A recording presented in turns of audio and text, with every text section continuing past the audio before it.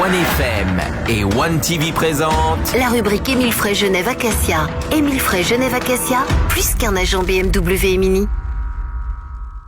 Bonsoir à tous, bienvenue dans la rubrique Émile Frey Genève Acacia de ce jeudi soir avec toute l'équipe au grand complet. Le retour de David Rodriguez. Salut David. Salut. Alexandre Farago. Salut, bonsoir à tous. Le directeur. Et puis David Stutz. Bonsoir à tous. Chef des ventes BMW et Mini. Salut Carole qui nous a rejoint. Salut, je vois qu'on est gentleman ici, dites donc. Ouais, j'ai salué tous les mecs d'abord.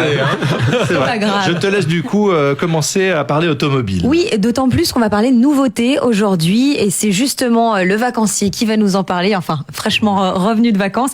DS4, DS9, c'est une nouveauté, ça y est ? C'est une nouveauté. En plus, on a eu le privilège, en fait, avec Alexandre, d'aller essayer les voitures il y a déjà quelques jours à Chantilly. Et puis, en plus, j'ai eu le privilège de le faire conduire Je me suis reconverti, j'étais chauffeur. Et Il a pas alors vomi, il a trouvé que je conduisais vraiment bien, quoi. D'ailleurs, la prochaine profession pour le chef, c'est mon chauffeur quand j'aurai gagné au loto.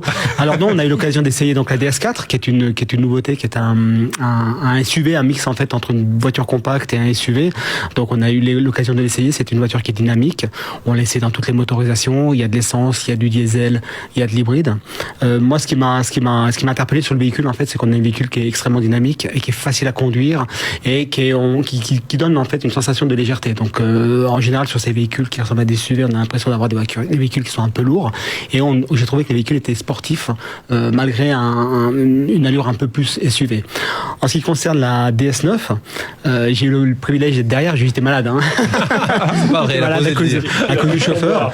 Donc là, on est dans une ambiance carrément plus feutrée. On est dans une grande limousine à la française. Une voiture qui est extrêmement agréable, qui est feutrée. Là aussi, on a pu l'essayer dans plusieurs motorisations. On n'a pas pu essayer la meilleure motorisation, l'hybride 360 chevaux. Mais je pense qu'Alex, il a apprécié de la conduire. Alors franchement, elle est super agréable à rouler. Ouais. En termes équipement, options, silence, confort, on est vraiment sur le top. C'est quelque chose qui est super agréable. D'ailleurs, David a failli s'endormir à l'arrière. Mais franchement, DS se positionne dans le premium. Et là, on est vraiment dans le premium. On y est. Si vous avez jamais vu l'intérieur d'une DS, c'est assez futuriste d'ailleurs, et le futur de DS, on en parle parce qu'il y a une révolution qui arrive en 2024. Exactement. Donc à partir de ce week-end où on a été, en fait, c'était pour essayer de découvrir la DS4, la DS9. C'était aussi pour parler un petit peu de l'avenir DS. Donc l'avenir de DS en 2024, tous les nouveaux modèles qui sortiront seront exclusivement des véhicules qui seront électriques. Ça paraît si proche au final. 24. Ça paraît si loin, mais c'est tellement, c'est demain en fait. Ça, c'est demain, et donc tous les modèles qui sortiront seront des modèles électriques. On a on a pu apercevoir aussi un modèle sportif qui devrait sortir, où on aura l'occasion de le faire découvrir, et on a des évolutions aussi sur les garanties, 50 garanties ou 100 000 km sur toutes les DS, sauf 80 000 km pour la DS3. Merci beaucoup messieurs, on revient dans un instant pour la suite de la rubrique Émile Frey Genève Acacia.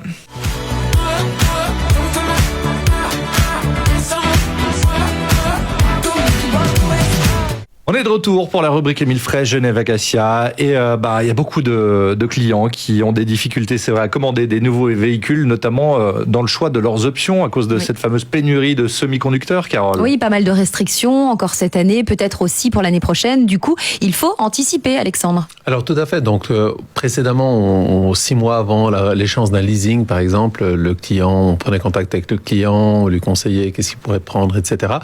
Et aujourd'hui, on s'aperçoit qu'il faut en tout cas s'y prendre une année à l'avance, parce qu'il y a beaucoup de retard. Et puis si le client désire vraiment la voiture de ses rêves avec toutes les options qu'il désire, on est sur des délais très longs. Je pense une année, c'est pas exclu. Si elle arrive avant, c'est pas un problème. Soit le client peut la prendre avant, soit il la prend à la terme, à l'échéance. Donc on est très flexible par rapport à ça, mais il faut vraiment s'y prendre suffisamment tôt. D'ailleurs, David va encore nous en parler. Oui, parce qu'en fait, comme vous le savez, on a de plus en plus d'options qui sont supprimées du catalogue, des options qui peuvent être plus ou moins importantes pour le client. Et comme disait Alex, le seul problème, c'est que si un client avait un véhicule full option, il va peut-être pas revenir en arrière en prenant un véhicule qui soit moins optionné. Donc C'est difficile, de revenir en arrière quand on s'est justement. habitué aux petits conforts et aux qu'on petites a options. eu des petites options qu'on pense pas, mais dès qu'on l'a, après, on peut plus s'en passer. Et c'est vrai que je pense que, comme disait Alexandre, l'année de délai pour certaines options, je pense qu'il faut compter dessus.